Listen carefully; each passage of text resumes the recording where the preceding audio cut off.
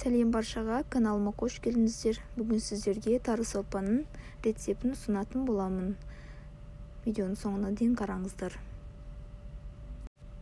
Рецепт ұнаса лайк, комментарий жазуды ұмытпаңыз. Ең алдымен құрғақ қазанда күрішімізді қуырып аламыз. Біреулер майда қуырады, мен осындай құрғақ қуырғанды жөн көремін. Осындай болып қуырылады. Қуырылған күрішімізді басқа ыдысымызға алып, пиязымызды турап аламыз.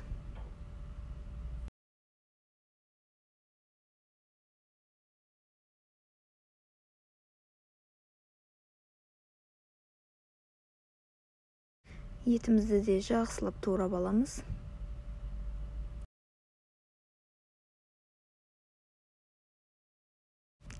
Қызып тұрған қазанға майымызды қойып, етімізді саламыз. Жақсылап қуырамыз.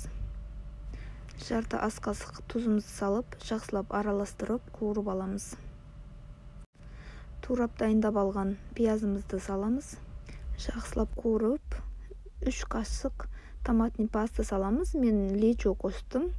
Өзіміз қысқа жапқан лечоларыңыз болса, соны қосыңыздар болады. Жақсылап араластырып қуырып аламыз. Енді үстінен қуырып, жуып, дайындап алған күрішімізді саламыз. Жуып, дайындап алған тарымызды саламыз.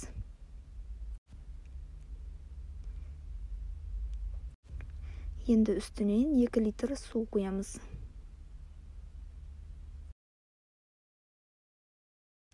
Тағы да жарты қасық тұз саламыз.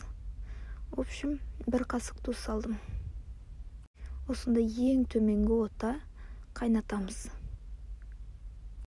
Дәмі енді өте дәмді болады. Сіздер де жасап көріңіздер. Сорпаға айран қосып ішсеңіздер де өте дәмді болады.